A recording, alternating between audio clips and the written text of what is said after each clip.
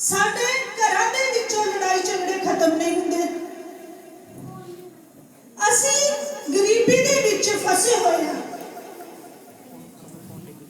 ਅਸੀਂ ਪਰੇਸ਼ਾਨੀਆਂ ਦੇ ਵਿੱਚ ਫਸੇ ਹੋਏ ਹਾਂ, ਅਸੀਂ ਲੜਾਈ ਝਗੜਿਆਂ ਦੇ ਵਿੱਚ ਫਸੇ ਹੋਏ ਹਾਂ। ਅਸੀਂ ਸੋਚਦੇ ਸੀ परमेश्वर की हजूरी ਵਿੱਚ ਜਾ ਕੇ ਅਸੀਂ परमेश्वर ਦੇ ਨਿਕਟ ਆ ਕੇ ਬਪਤਿਸਮਾ ਲੈ ਲਿਆ, ਹੁਣ ਅਸੀਂ ਹਰ ਦਿਨ ਪ੍ਰਾਰਥਨਾ ਕਰਦੇ ਆ। ਇੰਨਾ ਤਾਂ ਮਨ ਫਿਰਾਇਆ, ਹੋਰ ਕਿੰਨਾ ਕੁ ਫਿਰਾਈਏ। ਤੇ ਅਸੀਂ ਕਈ ਵਾਰੀ ਦੋਸ਼ ਵੀ परमेश्वर ਨੂੰ ਦਿੰਦੇ ਆ ਕਿ ਪ੍ਰਭੂ ਜੀ ਅਸੀਂ ਇੰਨੀ ਤਾਂ ਦੁਆ ਕਰਦੇ ਆ, ਫਿਰ ਸਾਡੇ ਘਰ ਦੇ ਵਿੱਚੋਂ ਕਲੇਸ਼ ਦੂਰ ਕਿਉਂ ਨਹੀਂ ਹੋ ਰਿਹਾ। ਕਈ ਵਾਰੀ ਅਸੀਂ ਦੋਸ਼ ਵੀ ਦਿੰਦੇ ਆ। ਕਿੰਨੇ ਸਹਿਮਤ ਇਸ ਗੱਲ ਦੇ ਨਾਲ? ਜਦੋਂ ਅਸੀਂ ਥੱਕ ਜਾਂਦੇ ਦੁਆਵਾਂ ਕਰਦੇ, ਕਈ ਵਾਰੀ ਆਖ ਦਿੰਦੇ ਸੀ ਕਿ ਅਸੀਂ ਤਾਂ ਥੱਕ ਚੁੱਕੇ ਆ, ਅੱਕ ਚੁੱਕੇ ਆ, ਤੇ ਪ੍ਰਭੂ ਸਾਡੀ ਸੁਣਦਾ ਹੀ ਨਹੀਂ। ਹਾਲੇਲੂਇਆ। ਉੱਚੀ ਆਵਾਜ਼ ਦੇ ਨਾਲ ਬੋਲਾਂਗੇ ਹਾਲੇਲੂਇਆ। ਤੇ ਵਚਨ ਸਾਨੂੰ ਕੀ ਦੱਸਦਾ ਹੈ? ਕਈ ਵਾਰੀ ਅਸੀਂ ਮਨ ਫਿਰਾਇਆ ਹੁੰਦਾ, ਪਰ ਪੂਰੇ ਰੀਤੀ ਦੇ ਨਾਲ ਨਹੀਂ ਫਿਰਾਇਆ ਹੁੰਦਾ। ਅਸੀਂ ਦੋਸ਼ ਕਿਹਨੂੰ ਦਿੰਦੇ ਆ? ਪਰਮੇਸ਼ਵਰ ਨੂੰ। ਅਸੀਂ ਕੀ ਕਹਿੰਦੇ ਆ ਕਿ ਪ੍ਰਭੂ ਜੀ ਅਸੀਂ ਇੰਨਾ ਫਿਰ ਚੁੱਕੇ ਆ, ਅਸੀਂ ਸਭ ਕੁਝ ਛੱਡ ਕੇ ਤੇਰੀ ਹਜ਼ੂਰੀ ਦੇ ਵਿੱਚ ਆ ਗਏ, ਪਰ ਸਾਡਾ ਇਹ ਕੰਮ ਨਹੀਂ ਹੋਇਆ। ਅਸੀਂ ਇਸ ਕੰਮ ਦੇ ਲਈ ਆਏ, ਪਰ ਸਾਡਾ ਕੰਮ ਨਹੀਂ ਹੋਇਆ। ਇਹ ਕੰਮ ਜਿਹੜੇ ਕੰਮਾਂ ਦੇ ਲਈ ਅਸੀਂ ਆਉਣੇ ਆ, ਕਿਉਂ ਨਹੀਂ ਹੁੰਦੇ? ਅੱਜ ਅਸੀਂ ਇਸ ਗੱਲ ਤੇ ਗੌਰ ਕਰਾਂਗੇ। ਅਸੀਂ ਸਭ ਤੋਂ ਪਹਿਲਾਂ ਵੇਖਾਂਗੇ ਨਿਆਂਇਆਂ ਦੀ ਕਿਤਾਬ उसका 13 अध्याय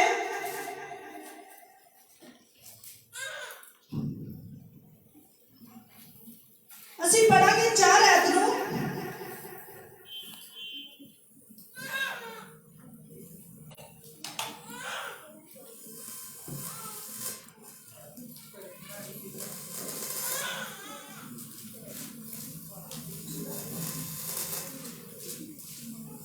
हालेलुया। थोड़ा जल्दी पढ़ो। ਅਸੀਂ 13 ਦੀ 3 आयत ਨੂੰ पढ़ांगे।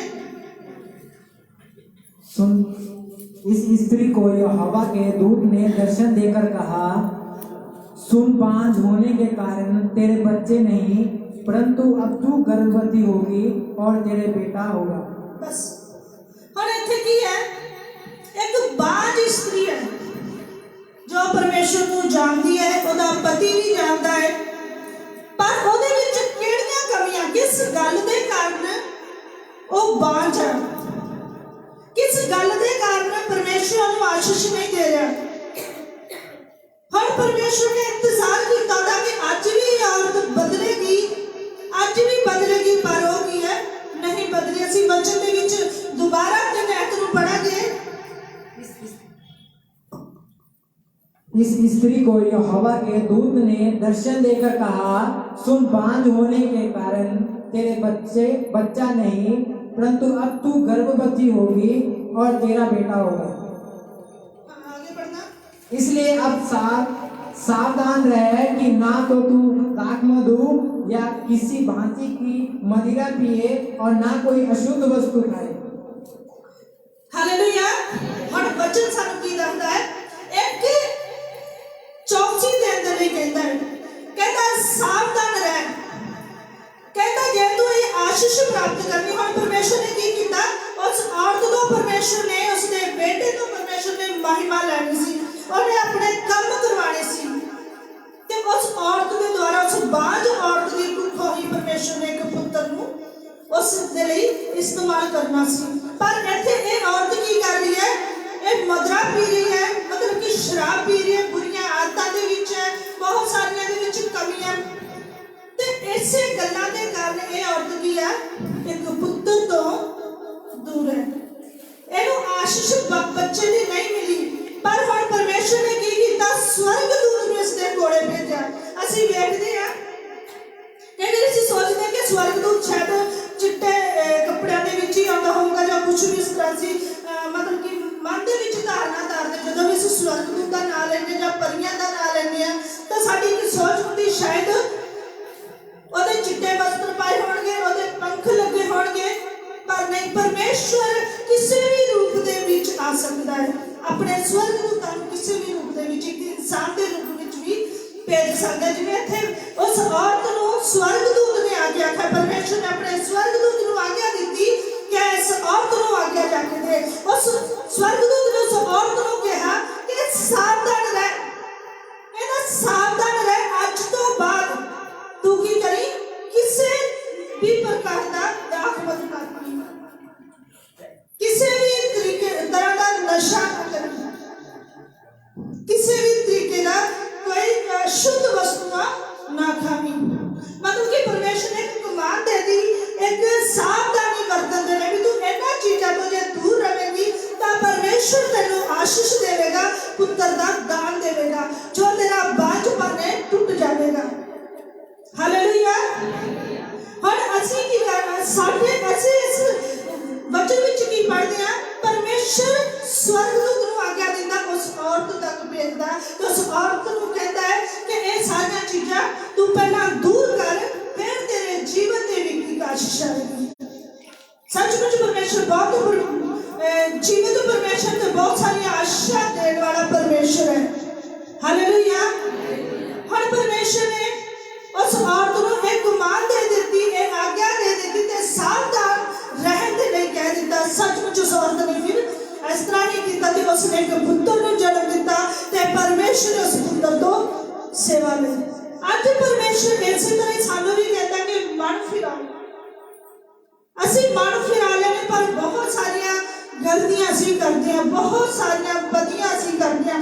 जिस तरह हवा ने आदम को बनाया, जदों आदम को आज्ञा दी कि तू सारे फल खा सकता पर एक फल नहीं खाना, परमेश्वर ने साडे लिए सब कुछ मुहैया किया है, पर जिस चीज तो सानू रोकिया जाता सी वही करते हैं। इसलिए असीं की करते की हो जाते हैं, आशा तो वांझे रह जाते हैं। इसलिए असीं जिहड़ियां सानू परमेश्वर ने बरकतां देणियां, जिस चीज दे लई असीं आए होए आ जां असीं गिड़गिड़ाउने, वो साडीआं पूरीआं नहीं हुंदियां। जिस तरह कि आदम नूं परमेश्वर ने कहा तू ये सारा कुछ तेरा है, जो कायनात में बनाई है, जो पेड़ पौधे लगाए सब तेरे ने, इत्थों तक कि जो पंछी जानवर जो कुछ भी इस धरती दी सब कुछ तेरा है, तू इसके अधिकारी होवेगा। पर उन्हें एक आज्ञा भी दी, कहता पर तू चौकस रह, कहता जो मैंने फल है भले ते बुरे दा इस विच तू कभी भी ना खावे, नहीं तो मर जावेगा। ये भी कह देता कि नहीं तो तू मर जावेगा। जो ਜਿਹੜੀਆਂ ਤੇਰੀਆਂ ਆਤਮਿਕ ਅੱਖਾਂ ਨੇ ਅੱਜ ਉਹ ਖੁੱਲੀਆਂ ਕਰਨ ਬੰਦ ਹੋ ਜਾਣੀਆਂ ਜਦੋਂ ਫਲ ਖਾਵਾਂਗੇ। ਤਾਂ ਹੁਣ ਕੀ ਹੈ, परमेश्वर ने सब कुछ ਉਹਦੇ ਲਈ ਬਣਾਇਆ, ਪਰ ਉਹਨੂੰ ਫਿਰ ਵੀ ਕੀ ਹੋਇਆ, ਉਹਨੇ ਇੱਕ ਚੀਜ਼ ਦੀ ਤਾਕ ਹੋਈ ਕਿ ਇਸ ਫਲ ਵਿੱਚੋਂ ਹੀ ਖਾਣਾ ਮੈਂ। ਹਵਾ ਦੀ ਆਦਮ ਨੇ ਕੀ ਕੀਤਾ, परमेश्वर ਦੇ ਵਚਨ ਨੂੰ ਤੋੜਿਆ ਤੇ ਉਸ ਫਲ ਵਿੱਚੋਂ ਖਾਧਾ। ਜਦੋਂ ਉਸ ਫਲ ਵਿੱਚੋਂ ਖਾਧਾ, सचमुच परमेश्वर के हुक्म नूं उन्होंने तोड़ दिता। अज वचन सानू की दसदा है, जदों असीं परमेश्वर के हुक्म नूं तोड़दे आ, चाहे असीं परमेश्वर के जिन्ने मर्जी नजदीक रहिए, परमेश्वर साडीआं आशां नूं रोक दिंदा है। जिस चीज दे लई असीं गिड़गिड़ाउने आ, उन्हां नूं रोक दिंदा है। आदम ने एक गलती कीती तां उस नूं वाटिका दे विचों परमेश्वर ने बाहर कर दिता ते असीं तां गलतियां दे पुतले आ। फिर परमेश्वर सानू क्यों ना जो असीं मंगदे हो किवें देवेगा। तुसीं थोड़ा जिहा विचार करो, थोड़ा जिहा सोचो, इस गल दे विच ध्यान दिओ। जे असीं परमेश्वर दे हुक्मां नूं जो सानू आग्या दिंदा है, जो चौकसी करन दे लई परमेश्वर सानू आखदा है, जे असीं उस नूं पूरा ना करांगे तां सचमुच परमेश्वर जो सानू आशा देना चाहुंदा है वो रुक जाती है। असीं वचन दे विच वेखदे आ सानू किहड़ियां चीज़ां तो परमेश्वर रोकदा है, ते असीं अपने आप विच ही ध्यान देना है कि साडे विच किहड़ियां कमियां ने, ते जे असीं उन्हां कमियां नूं कढ देवांगे तां सचमुच परमेश्वर ने जिस तरह आदम दे लई सब कुछ बनाया सी ते सिर्फ एक चीज़ दे लई उहनूं मनाही सी, ते सचमुच परमेश्वर अज सानू भी जिन्ना जो साडे लिए परमेश्वर ने बनाया वो देवेगा, पर जिस लिए परमेश्वर ने मनाही की है वो सानू उन्हां चीज़ां तो दूर रहना पवेगा। असीं वेखांगे इफिसियां दी किताब दे विच जावांगे,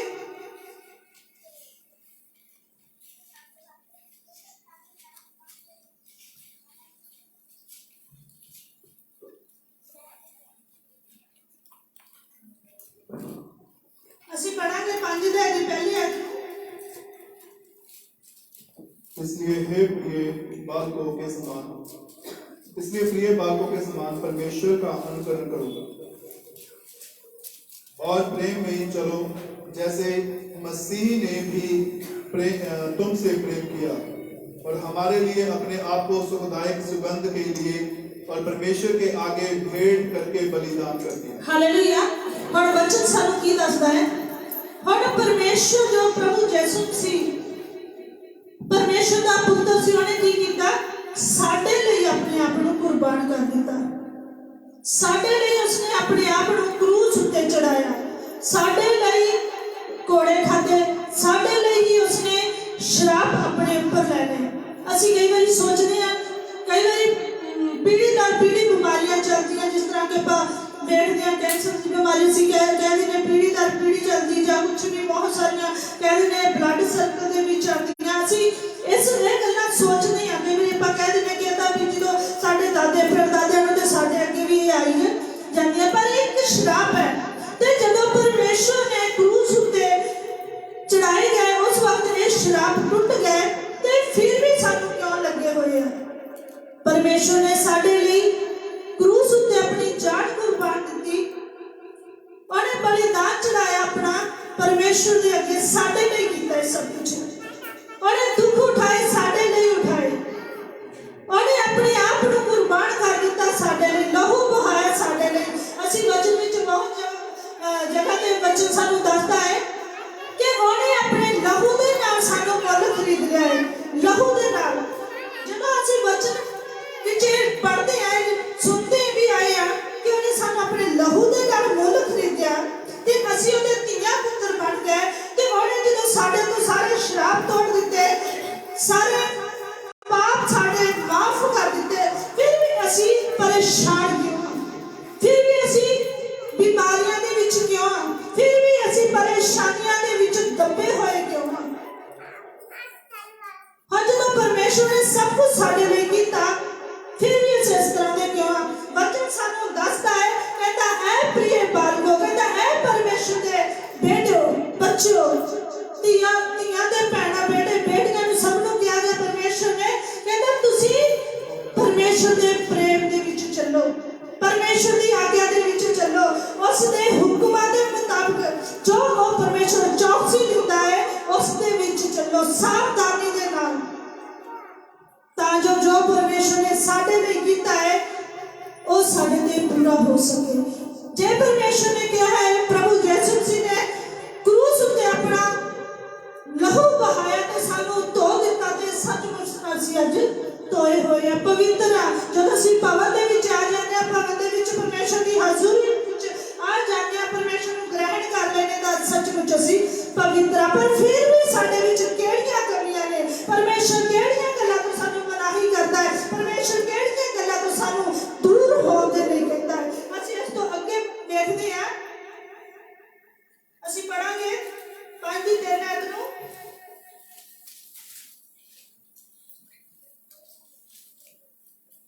अफीसियों की किताब 5 की 3 आयत पढ़ांगे।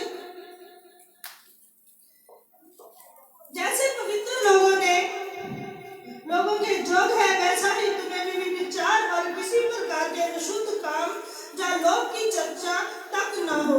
और वचन सानू की कहता है, थोड़े विच गंदे मंदे काम ना हो, थोड़े विच लोभ करन दी आदत ना होवे, लालच करन दी आदत ना होवे, थोड़े विच झूठ बोलण दी आदत ना होवे, क्योंकि साडा परमेश्वर सच्चा परमेश्वर है, तो दे बेटे भी सच्चे बेटे बेटियां होंगे। हुण इत्थे वचन सानू की दसदा है, कहंदा तुहाडे विच भी विचार करन दी आदत ना होवे, तुहाडे विच झूठ बोलण दी आदत ना होवे, तुहाडे विच लोभ करन दी, लालच करन दी आदत ना होवे। असीं पढ़ांगे 3 आयत नूं। जैसे पवित्र लोगों के योग्य है, वैसे तुम में विचार और किसी प्रकार के अशुद्ध काम या लोभ की चर्चा तक ना हो, और ना निर्जलता, ना मूर्ता की बातचीत की, ना ठट्ठों की। यहोवा ये बातें शोभा नहीं देता, क्योंकि ये बातें शोभा नहीं देती। वरन धन्यवाद ही सुना जाए। हाँ, कहता ਤੁਹਾਡੇ ਹਿਰਦੇ ਤੋਂ ਕੀ ਸੁਣਿਆ ਜਾਵੇ? ਸਿਰਫ ਧੰਨਵਾਦ ਸੁਣਿਆ ਜਾਵੇ। ਤੁਹਾਡੇ ਵਿੱਚ ਚੁਗਲੀ ਨਿੰਦਿਆ ਦੀ ਆਦਤ ਨਹੀਂ ਹੋਣੀ ਚਾਹੀਦੀ, ਕਿਉਂਕਿ ਸਾਡੇ ਪਰਮੇਸ਼ਰ ਨੂੰ ਇਹ ਆਦਤ ਨਹੀਂ ਸੀ। ਤੁਹਾਡੇ ਵਿੱਚ ਝੂਠ ਬੋਲਣ ਦੀ ਆਦਤ ਨਹੀਂ ਹੋਣੀ ਚਾਹੀਦੀ, ਕਿਉਂਕਿ ਪਰਮੇਸ਼ਰ ਨੂੰ ਇਹ ਆਦਤ ਨਹੀਂ ਸੀ। ਸੋ ਤੁਹਾਡੇ ਵਿੱਚ ਲਾਲਚ ਦੀ ਕਿਸੇ ਪ੍ਰਕਾਰ ਦੀ ਵੀ ਮਤਲਬ ਕਿ ਆਦਤ ਨਹੀਂ ਹੋਣੀ ਚਾਹੀਦੀ, ਕਿਉਂਕਿ ਪਰਮੇਸ਼ਰ ਸਾਡਾ ਸੱਚਾ ਪਰਮੇਸ਼ਰ ਹੈ, ਜਿੰਦਾ ਪਰਮੇਸ਼ਰ ਹੈ। ਉਹ ਸਾਨੂੰ ਸੱਚਾਈ ਦੇ ਵਿੱਚ ਵੇਖਣਾ ਚਾਹੁੰਦਾ ਹੈ। ਉਹ ਸਾਨੂੰ ਇਹਨਾਂ ਬੁਰਾਈਆਂ ਤੋਂ ਦੂਰ ਵੇਖਣਾ ਚਾਹੁੰਦਾ ਹੈ। ਕਈ ਵਾਰੀ ਛੋਟੀ ਜਿਹੀ ਵੀ ਗੱਲ ਕੀ ਹੋ ਜਾਂਦੀ ਹੈ, ਸਾਡੀਆਂ ਆਸ਼ੀਸ਼ਾਂ ਨੂੰ ਰੋਕ ਦਿੰਦੀ ਹੈ। ਛੋਟੀ ਛੋਟੀ ਵੀ ਸਾਡੇ ਤੋਂ ਗਲਤੀਆਂ ਹੁੰਦੀਆਂ, ਉਹ ਕੀ ਹੈ? ਸਾਡੀਆਂ ਆਸ਼ੀਸ਼ਾਂ ਨੂੰ ਰੋਕ ਦਿੰਦੀਆਂ। ਛੋਟੀ ਜਿਹੀ ਗਲਤੀ ਸਾਡੀ ਆਸ਼ੀਸ਼ ਨੂੰ, ਜਿਵੇਂ ਕੀ ਹੈ ਆਦਮ ਨੇ ਕੀ ਕੀਤਾ? ਸਿਰਫ ਇੱਕ ਫਲ ਹੀ ਖਾਧਾ। ਜਦੋਂ ਉਹਦੇ ਕੋਲ ਸਾਰਾ ਕੁਝ ਸੀ, ਉਹਨੇ ਇੱਕ ਫਲ ਖਾਧਾ ਤੇ ਉਹਨੂੰ ਉਸ ਵਾਟਕਾ ਤੋਂ ਬਾਹਰ ਕੱਢ ਦਿੱਤਾ। ਤੇ ਉਹ ਛੋਟੀ ਜਿਹੀ ਗਲਤੀ ਸੀ ਉਹਦੀ, ਪਰ ਉਹਨੂੰ ਸਜ਼ਾ ਕਿੰਨੀ ਵੱਡੀ ਮਿਲੀ, ਕਿਉਂਕਿ ਉਸਨੇ ਪਰਮੇਸ਼ਰ ਦੇ ਹੁਕਮ ਨੂੰ ਤੋੜਿਆ ਸੀ। ਪਰਮੇਸ਼ਰ ਦਾ ਵਚਨ ਸਾਨੂੰ ਪਵਿੱਤਰ ਰਹਿਣ ਦੇ ਲਈ ਕਹਿੰਦਾ ਹੈ। ਪਰਮੇਸ਼ਰ ਦਾ ਵਚਨ ਸਾਨੂੰ ਸ਼ੁੱਧ ਰਹਿਣ ਦੇ ਲਈ ਕਹਿੰਦਾ ਹੈ। ਅਸੀਂ ਕਈ ਵਾਰੀ ਬਿਨਾਂ ਗੱਲ ਤੋਂ ਹੀ ਘਰ ਦੇ ਵਿੱਚ ਬਹੁਤ ਸਾਰਾ ਝੰਜਟ ਖੜਾ ਕਰ ਲੈਂਦੇ ਹਾਂ, ਲੜਾਈ ਝਗੜੇ ਦਾ, ਜਿਸ ਤਰ੍ਹਾਂ ਕਿ ਅਸੀਂ, ਕਿਉਂਕਿ ਸਾਡਾ ਮਨ ਕੀ ਹੈ? ਅਸ਼ਾਂਤ ਹੈ। ਜੇ ਅਸੀਂ ਸਹੀ ਤਰੀਕੇ ਦੇ ਨਾਲ ਪਰਮੇਸ਼ਰ ਨੂੰ ਪੁਕਾਰਾਂਗੇ, ਉਸਦੀ ਆਵਾਜ਼ ਨੂੰ ਸੁਣਾਂਗੇ, ਤਾਂ ਸੱਚਮੁੱਚ ਸਾਡੇ ਅੰਦਰ ਸ਼ਾਂਤੀ ਆ ਜਾਵੇਗੀ, ਕਿਉਂਕਿ ਸਾਡਾ ਪਰਮੇਸ਼ਰ ਕੀ ਹੈ? ਸ਼ਾਂਤੀ ਦਾ ਰਾਜਕੁਮਾਰ ਹੈ। ਵਚਨ ਸਾਨੂੰ ਦੱਸਦਾ ਹੈ, ਪਵਿੱਤਰ ਬਾਣੀ ਸਾਨੂੰ ਦੱਸਦੀ ਹੈ, ਕਹਿੰਦਾ ਤੁਸੀਂ ਮੇਰੇ ਵਿੱਚ ਬਣੇ ਰਹੋ ਤੇ ਮੈਂ ਤੁਹਾਡੇ ਵਿੱਚ ਬਣਿਆ ਰਵਾਂਗਾ। ਤੇ ਉਹ ਸਾਡੇ ਵਿੱਚ ਫੇਰ ਬਣਿਆ ਰਹੇਗਾ ਜਦੋਂ ਸਾਡੇ ਵਿੱਚ ਕ੍ਰੋਧ ਵਿਰੋਧ ਨਿਕਲ ਜਾਵੇਗਾ, ਜਦੋਂ ਸਾਡਾ ਗੁੱਸਾ ਠੰਡਾ ਹੋ ਜਾਵੇਗਾ। ਅਸੀਂ ਕਈ ਵਾਰੀ ਛੋਟੀ ਛੋਟੀ ਗੱਲ ਤੇ ਬਹੁਤ ਜ਼ਿਆਦਾ ਭੜਕ ਉੱਠਦੇ ਆ ਤੇ ਪਰਮੇਸ਼ਰ ਫਿਰ ਸਾਡੇ ਵਿੱਚ ਨਹੀਂ ਆਉਂਦਾ, ਕਿਉਂਕਿ ਵਚਨ ਸਾਨੂੰ ਇਹ ਵੀ ਦੱਸਦਾ ਹੈ, ਕਹਿੰਦਾ ਜੋ ਇਨਸਾਨ ਦਾ ਹਿਰਦੇ ਉਹ ਪਰਮੇਸ਼ਰ ਦਾ ਮੰਦਰ ਹੈ। ਕਿੰਨੀ ਸੋਹਣੀ ਗੱਲ ਹੈ, ਕਿੰਨੀ ਵਧੀਆ ਗੱਲ ਹੈ। ਜੋ ਸਾਡਾ ਹਿਰਦੇ ਉਹ ਕੀ ਪਰਮੇਸ਼ਰ ਦਾ ਮੰਦਰ ਹੈ, ਤਾਂ ਪਰਮੇਸ਼ਰ ਇਸ ਦੇ ਵਿੱਚ ਵਾਸ ਕਰਨਾ ਚਾਹੁੰਦਾ ਹੈ। ਪਰਮੇਸ਼ਰ ਇਸ ਦੇ ਵਿੱਚ ਬੈਠਣਾ ਚਾਹੁੰਦਾ ਹੈ। ਪਰਮੇਸ਼ਰ ਇਸ ਦੇ ਵਿੱਚ ਰਹਿਣਾ ਚਾਹੁੰਦਾ ਹੈ। ਪਰ ਪਹਿਲਾਂ ਕੀ ਹੈ? ਇਸ ਨੂੰ ਉਸਦੇ ਯੋਗ ਬਣਾਉਣਾ ਪਵੇਗਾ। ਸੱਚਮੁੱਚ ਵਚਨ ਸਾਨੂੰ ਦੱਸਦਾ, ਜੋ ਮੰਗਿਆ ਤੁਹਾਡੇ ਮੰਗਣ ਤੋਂ ਪਹਿਲਾਂ ਪਰਮੇਸ਼ਰ ਹਾਜ਼ਰ ਕਰ ਦਿੰਦਾ ਹੈ। ਪਰ ਇਹ ਉਦੋਂ ਕਰੇਗਾ ਜਦੋਂ ਜਿਹੜਾ ਸਾਡਾ ਹਿਰਦੇ ਆ, ਜਿਸ ਵਿੱਚ ਪਰਮੇਸ਼ਰ ਨੇ ਬੈਠਣਾ ਹੈ, ਉਸ ਨੂੰ ਸ਼ੁੱਧ ਕੀਤਾ ਜਾਵੇ। ਸਾਡੀ ਛੋਟੀ ਜਿਹੀ ਗਲਤੀ ਪਰਮੇਸ਼ਰ ਤੋਂ ਸਾਨੂੰ ਦੂਰ ਕਰ ਦਿੰਦੀ ਹੈ। ਛੋਟੀ ਜਿਹੀ ਗਲਤੀ, ਛੋਟੀ ਜਿਹੀ ਗਲਤੀ, ਜਿਸ ਤਰ੍ਹਾਂ ਕਿ ਅਸੀਂ ਮੰਨ ਕੇ ਚੱਲੋ, ਅਸੀਂ ਕਈ ਵਾਰੀ ਉਦਾਹਰਨ ਦੇ ਤੌਰ ਤੇ ਮੈਂ ਕਹਿਣਾ ਚਾਹੁੰਦੀ ਹਾਂ, ਜਿਸ ਤਰ੍ਹਾਂ ਕਿ ਅਸੀਂ ਪਰਮੇਸ਼ਰ ਨੂੰ ਸਮਾਂ ਕਿੰਨੇ ਵਜੇ ਦਾ ਦਿੰਦੇ ਹਾਂ? 10 ਵਜੇ ਦਾ। ਜੇ ਅਸੀਂ 11 ਵਜੇ ਆਉਂਦੇ ਹਾਂ ਤਾਂ ਸੱਚਮੁੱਚ ਪਰਮੇਸ਼ਰ ਨਾਰਾਜ਼ ਹੁੰਦਾ ਹੈ। ਬਿਲਕੁਲ ਛੋਟੀ ਜਿਹੀ ਗਲਤੀ ਹੈ, ਕਿਉਂਕਿ ਅਸੀਂ ਉਲਝੇ ਹੋਏ ਹੁੰਦੇ ਹਾਂ, ਘਰਾਂ ਦੇ ਕੰਮਾਂ ਦੇ ਵਿੱਚ ਉਲਝੇ ਹੋਏ ਹੁੰਦੇ ਹਾਂ। ਤੇ ਇੱਕ ਛੋਟੀ ਜਿਹੀ ਗਲਤੀ ਕੀ ਹੈ? ਪਰਮੇਸ਼ਰ ਨੂੰ ਨਾਰਾਜ਼ ਕਰ ਦਿੰਦੀ ਹੈ। ਤੇ ਅਸੀਂ ਕਹਿੰਦੇ ਪਰਮੇਸ਼ਰ ਸਾਡੀ ਆਵਾਜ਼ ਨੂੰ ਕਿਉਂ ਨਹੀਂ ਸੁਣਦਾ? ਪਰਮੇਸ਼ਰ ਸਾਡੀ ਬਿਰਤੀਆਂ ਨੂੰ ਕਿਉਂ ਨਹੀਂ ਸੁਣਦਾ? ਕਿਉਂਕਿ ਪਰਮੇਸ਼ਰ ਦੇ ਬੱਚੇ ਨੇ ਜੋ ਸਹੀ ਕਹਿੰਦੇ ਕਿ ਅਸੀਂ ਪਰਮੇਸ਼ਰ ਤੋਂ ਪਹਿਲਾਂ ਆ ਜਾਵਾਂਗੇ, ਪਰਮੇਸ਼ਰ ਦੇ ਆਉਣ ਤੋਂ ਪਹਿਲਾਂ ਅਸੀਂ ਇੱਥੇ ਬੈਠੇ ਹੋਵਾਂਗੇ, ਕਿ ਪਰਮੇਸ਼ਰ ਸਾਡੇ ਤੋਂ ਨਾਰਾਜ਼ ਨਾ ਹੋਵੇ। ਪਰਮੇਸ਼ਰ ਜਦੋਂ ਸਾਨੂੰ ਵੇਖੇ ਕਿ ਅਸੀਂ ਮੇਰੇ ਤੋਂ ਪਹਿਲਾਂ ਬੈਠੇ ਨੇ ਤੇ ਉਹ ਖੁਸ਼ ਹੋ ਗਏ, ਤੇ ਉਹਨਾਂ ਨੂੰ ਖੁਸ਼ੀ ਦੇ ਨਾਲ ਆਸ਼ੀਸ਼ ਦੇਵੇ। ਕਿੰਨੇ ਜਣੇ ਨੇ ਅੱਜ ਤੋਂ ਬਾਅਦ ਹੱਥ ਖੜੇ ਕਰਨਗੇ? ਵੀ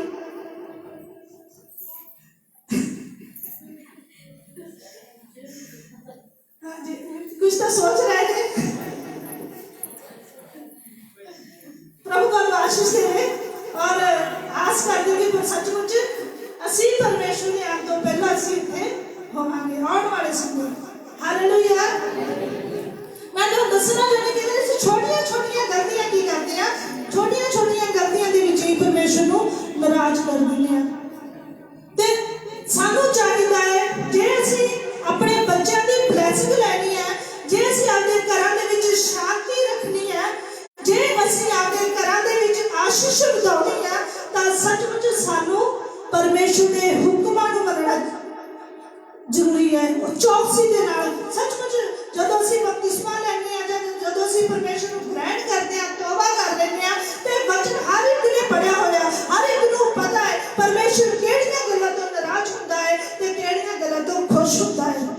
ਅਸੀਂ ਕਈ ਵਾਰੀ ਠੱਠਾ ਕਰਨ ਵਾਲੀ ਦੀ ਮੰਡਲੀ ਦੇ ਵਿੱਚ ਜਦੋਂ ਖੜ ਜਾਂਦੇ ਆ ਉਸ ਵਕਤ ਵੀ ਪਰਮੇਸ਼ਰ ਨਾਰਾਜ਼ ਹੁੰਦਾ ਹੈ। ਜਦੋਂ ਅਸੀਂ ਪਰਮੇਸ਼ਰ ਦੇ ਨਾਮ ਦੇ ਵਿੱਚ ਆਉਂਦੇ ਆ, ਬਪਤਿਸਮਾ ਲੈ ਲੈਂਦੇ, ਫਿਰ ਵੀ ਅਸੀਂ ਨਸ਼ਿਆਂ ਦੇ ਵਿੱਚ ਤੁਰੇ ਫਿਰਦੇ ਆ, ਮਾੜੀ ਸੰਗਤੀ ਦੇ ਵਿੱਚ ਤੁਰੇ ਫਿਰਦੇ ਆ, ਪਰਮੇਸ਼ਰ ਤਾਂ ਵੀ ਸਾਡੇ ਤੋਂ ਨਾਰਾਜ਼ ਹੁੰਦਾ। ਜਿਵੇਂ ਉਸ ਔਰਤ ਨੇ ਕੀ ਸੀ, ਉਹ ਨਸ਼ਾ ਕਰਦੀ ਸੀ ਤੇ ਪਰਮੇਸ਼ਰ ਨੇ ਉਸਦੀ ਕੋਖ ਨੂੰ ਬੰਦ ਕਰ ਰੱਖਿਆ ਸੀ। ਤੇ ਜੇ ਪਰਮੇਸ਼ਰ ਜੋ ਬਾਈਬਲ ਦੇ ਵਿੱਚ ਨਬੀ ਆ ਜਾਂ ਇਹਦੇ ਵਿੱਚ ਬਹੁਤ ਸਾਰੀਆਂ ਔਰਤਾਂ ਦੇ ਨਾਮ ਲਿਖੇ ਹੋਏ ਆ, ਕੋਈ ਵੀ ਵਿਚਾਰ ਕਰਦੀਆਂ, ਜੋ ਕੋਈ ਕੁਝ ਕਰਦੀਆਂ, ਕੋਈ ਕੁਝ ਕਰਦੀਆਂ, ਉਹਨਾਂ ਨੂੰ ਸ਼ਮਾ ਵੀ ਪਰਮੇਸ਼ਰ ਨੇ ਦਿੱਤੀ ਹੋਈ, ਪਰ ਉਦੋਂ ਸ਼ਮਾ ਦਿੱਤੀ ਹੋਈ ਜਦੋਂ ਉਹ ਉਹਨਾਂ ਗਲਤੀਆਂ ਨੂੰ ਛੱਡ ਦਿੰਦੀਆਂ। ਇਸ ਔਰਤ ਨੂੰ ਆਗਿਆ ਕੀ ਦਿੱਤੀ, ਕਹਿੰਦਾ ਪਹਿਲਾਂ ਤੂੰ ਇਹਨਾਂ ਚੀਜ਼ਾਂ ਨੂੰ ਛੱਡ ਦੇ, ਫਿਰ ਤੈਨੂੰ ਪਰਮੇਸ਼ਰ ਆਸ਼ੀਸ਼ ਦੇਵੇਗਾ, ਤੇਰਾ ਬਾਂਝਪਨ ਤੋੜੇਗਾ। ਸੱਚਮੁੱਚ ਪਰਮੇਸ਼ਰ ਸਾਨੂੰ ਪਹਿਲਾਂ ਕੀ ਕਰਦਾ ਹੈ, ਸਾਡੇ ਤੋਂ ਉਹ ਬਦੀਆਂ ਨੂੰ ਦੂਰ ਕਰਨਾ ਚਾਹੁੰਦਾ ਹੈ, ਉਹਨਾਂ ਗੱਲਾਂ ਨੂੰ ਦੂਰ ਕਰਨਾ ਚਾਹੁੰਦਾ ਜਿਹੜੀਆਂ ਸਾਡੇ ਜੋਗੇ ਨਹੀਂ। ਕਹਿੰਦਾ ਭੈੜੇ ਰਸਤੇ ਤੋਂ ਮੁੜੋ ਤਾਂ ਜੋ ਤੁਹਾਡੇ ਲਈ ਸਵਰਗ ਦਾ ਰਾਜ ਨੇੜੇ ਆਵੇ। ਕਿਉਂਕਿ ਵਚਨ ਸਾਨੂੰ ਪਹਿਲਾਂ ਮੈਂ ਤੁਹਾਨੂੰ ਦੱਸਿਆ, ਯਹੂਨਾ ਨਬੀ ਕੀ ਕਹਿੰਦਾ, ਬਪਤਿਸਮਾ ਦੇਣ ਵਾਲਾ ਯਹੂਨਾ ਨਬੀ ਨੇ ਕੀ ਕਿਹਾ, ਕਹਿੰਦਾ ਮਨ ਫਿਰਾਓ ਕਿਉਂਕਿ ਸਵਰਗ ਦਾ ਰਾਜ ਨਿਕਟ ਆ ਗਿਆ ਹੈ। ਪਰਮੇਸ਼ਰ ਦਾ ਰਾਜ ਜੋ ਹੈ ਨਿਕਟ ਹੈ। ਸਾਨੂੰ ਮਨ ਅਸੀਂ ਫਿਰਾ ਲਿਆ ਹੈ, ਪਰ ਬਦੀਆਂ ਤੋਂ ਮਨ ਫਿਰਾਉਣ ਦੀ ਲੋੜ ਹੈ। ਹੁਣ ਸਾਨੂੰ ਕਿਹੜੀਆਂ ਚੀਜ਼ਾਂ ਤੋਂ, ਬੁਰੀਆਂ ਆਦਤਾਂ ਤੋਂ ਮਨ ਫਿਰਾਉਣ ਦੀ ਲੋੜ ਹੈ। ਸਾਨੂੰ ਲੋੜ ਹੈ ਹਰ ਸਮੇਂ ਪਰਮੇਸ਼ਰ ਦੇ ਵਿੱਚ ਬਣੇ ਰਹਿਣ ਦੀ, ਉਹਦੇ ਵਚਨ ਦੇ ਵਿੱਚ ਬਣੇ ਰਹਿਣ ਦੀ। ਕਹਿੰਦਾ ਤੁਸੀਂ ਮੇਰੇ ਵਿੱਚ ਬਣੇ ਰਹੋ ਤੇ ਮੈਂ ਤੁਹਾਡੇ ਵਿੱਚ ਬਣਿਆ ਰਵਾਂਗਾ। ਜੇ ਅਸੀਂ ਉਹਦੇ ਵਿੱਚ ਬਣੇ ਰਵਾਂਗੇ, ਫਿਰ ਪਰਮੇਸ਼ਰ ਦਾ ਵਚਨ ਇਹ ਸੱਚ ਵਚਨ ਕਹਿੰਦਾ ਤੁਹਾਡੇ ਮੰਗਣ ਤੋਂ ਪਹਿਲਾਂ ਮੈਂ ਤੁਹਾਡੇ ਨਾਲ ਆਸ਼ਾ ਨੂੰ ਖੋਲ ਦੇਵਾਂਗਾ। ਜੋ ਤੁਸੀਂ ਅਜੇ ਮੰਗਿਆ ਵੀ ਨਹੀਂ ਹੋਵੇਗਾ, ਉਹ ਤੁਹਾਡੇ ਲਈ ਪਰਮੇਸ਼ਰ ਮੁਹੱਈਆ ਕਰ ਦੇਵੇਗਾ। ਜੋ ਤੁਸੀਂ ਸੋਚਿਆ ਵੀ ਨਹੀਂ ਹੋਵੇਗਾ, ਉਹ ਤੁਹਾਡੇ ਲਈ ਮੁਹੱਈਆ ਕਰ ਦੇਵੇਗਾ। ਜੇ ਤੁਸੀਂ ਚਾਹਦੇ ਆ ਕਿ ਸਾਡੇ ਬੱਚੇ ਬਲੈਸ ਹੋਣ, ਬੁਰੀ ਸੰਗਤੀ ਦੇ ਵਿੱਚ ਨਾ ਪੈਣ, ਸਭ ਤੋਂ ਪਹਿਲਾਂ ਤੁਹਾਨੂੰ ਖੁਦ ਨੂੰ ਮਨ ਫਿਰਾਉਣਾ ਪਵੇਗਾ। ਸਭ ਤੋਂ ਪਹਿਲਾਂ ਤੁਹਾਨੂੰ ਖੁਦ ਨੂੰ ਪਰਮੇਸ਼ਰ ਦੀ ਚੌਕਸੀ, ਪਰਮੇਸ਼ਰ ਦੀ ਸਾਵਧਾਨੀ, ਪਰਮੇਸ਼ਰ ਦੀ ਆਗਿਆ ਜੋ ਸਾਡੇ ਤੇ ਪ੍ਰਗਟ ਹੁੰਦੀ ਹੈ, ਉਸ ਨੂੰ ਮੰਨਣਾ ਪਵੇਗਾ ਚੌਕਸੀ ਦੇ ਨਾਲ। ਤੇ ਜੇ ਅਸੀਂ ਉਹਦੀਆਂ ਗੱਲਾਂ ਦੇ ਵੱਲ ਧਿਆਨ ਨਹੀਂ ਲਾਇਆ, ਫਿਰ ਅਸੀਂ ਜਿਸ ਤਰ੍ਹਾਂ ਆਉਣੇ ਆ ਤੇ ਉਸ ਤਰ੍ਹਾਂ ਹੀ ਮੁੜ ਜਾਵਾਂਗੇ। ਪਰਮੇਸ਼ਰ ਦੇ ਵਚਨ ਸਾਨੂੰ ਨਿੰਮ ਦੇ ਵਾਂਗ ਕੜਵੇ ਜ਼ਰੂਰ ਲੱਗਦੇ, ਪਰ ਨਿੰਮ ਇੱਕ ਐਸੀ ਚੀਜ਼ ਹੈ ਜੋ ਸਾਡੇ ਰੋਗਾਂ ਨੂੰ ਚੰਗਾ ਕਰ ਦਿੰਦੀ। ਇਹ ਵਚਨ ਇੱਕ ਐਸੀ ਅਸ਼ੁੱਧੀ ਹੈ ਜੋ ਸਾਡੇ ਹਿਰਦੇ ਦੇ ਰੋਗਾਂ ਨੂੰ ਸ਼ੁੱਧ ਕਰ ਦਿੰਦੀ ਹੈ, ਆਸ਼ੀਸ਼ ਕਰਦੀ ਹੈ, ਜੋ ਸਾਡੇ ਹਰ ਤਰ੍ਹਾਂ ਦੇ ਬਿਮਾਰੀਆਂ ਨੂੰ ਤੋੜ ਦਿੰਦੀ ਹੈ। ਪਰ ਪਹਿਲਾਂ ਕੀ ਹੈ, ਇਸ ਨੂੰ ਖਾਣਾ ਜ਼ਰੂਰੀ ਹੈ, ਇਸ ਵਚਨ ਨੂੰ ਸਾਡੇ ਹਿਰਦੇ ਦੇ ਵਿੱਚ ਰੱਖਣਾ ਜ਼ਰੂਰੀ ਹੈ। ਤੇ ਕਈ ਵਾਰੀ ਕੁਝ ਵਚਨ ਸਾਨੂੰ ਕੌੜੇ ਵੀ ਲੱਗਦੇ ਆ, ਤੇ ਜਿਹੜਾ ਵਚਨ ਸਾਨੂੰ ਕੌੜਾ ਲੱਗੇ, ਸੱਚਮੁੱਚ ਉਹ ਵਚਨ ਸਾਡੇ ਤੇ ਅਸਰ ਵੀ ਕਰਦਾ ਹੈ। ਪਰਮੇਸ਼ਰ ਦਾ ਵਚਨ ਸਾਡੇ ਉੱਤੇ ਅਸਰ ਲਾਉਣ ਵਾਲਾ ਹੋਣਾ ਚਾਹੀਦਾ ਹੈ। ਸਾਨੂੰ ਇਸ ਤਰ੍ਹਾਂ ਦਾ ਬਣਨਾ ਚਾਹੀਦਾ ਹੈ ਕਿ ਅਸੀਂ ਫਲ ਲੈ ਕੇ ਆਉਣ ਵਾਲੇ ਬਣ ਜਾਈਏ, ਅਸੀਂ ਉਸ ਜੋਗੇ ਬਣ ਜਾਈਏ। ਸਾਨੂੰ ਮਨ ਇਸ ਤਰ੍ਹਾਂ ਦਾ ਫਰਾਉਣਾ ਚਾਹੀਦਾ ਕਿ ਸਾਨੂੰ ਮਿੱਠੇ ਫਲ ਲੱਗਣ, ਤਾਂ ਜੋ ਕੋਈ ਖਾਵੇ ਤਾਂ ਉਹ ਵੀ ਕੀ ਹੋਵੇ, ਤ੍ਰਿਪਤ ਹੋ ਜਾਵੇ, ਉਹ ਵੀ ਪਰਮੇਸ਼ਰ ਦੀ ਮਹਿਮਾ ਕਰਨ ਲੱਗ ਜਾਵੇ। ਸਾਡੇ ਵਿੱਚ ਉਹ ਗੁਣ ਹੋਣੇ ਚਾਹੀਦੇ ਆ। ਅੱਜ ਤੋਂ ਤੁਸੀਂ ਇਹ ਨਿਰਣੇ ਕਰ ਲਓ ਕਿ ਮੈਂ ਇੱਕ ਮਿੱਠਾ ਫਲ ਬਣਨਾ ਹੈ, ਐਸਾ ਫਲ ਬਣਨਾ ਹੈ ਕਿ ਪਰਮੇਸ਼ਰ ਨੂੰ ਮੈਂ ਪਸੰਦ ਆਵਾਂ। ਮੈਂ ਮੰਗਾ ਕੁਛ ਨਾ, ਪਰਮੇਸ਼ਰ ਮੈਨੂੰ ਖੁਦ ਦੇਵੇ। ਮੈਂ ਆਖਾਂ ਕੁਛ ਨਾ, ਪਰਮੇਸ਼ਰ ਮੈਨੂੰ ਖੁਦ ਦੱਸੇ ਕਿ ਤੈਨੂੰ ਹੁਣ ਇਹ ਚੀਜ਼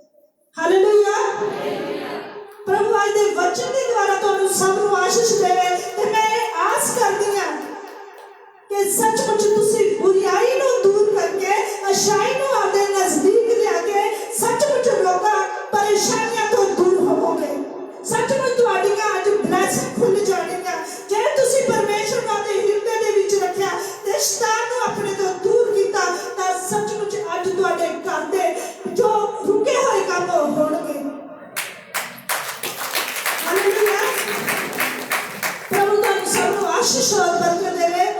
सबनो जय मसीह दी। आमीन।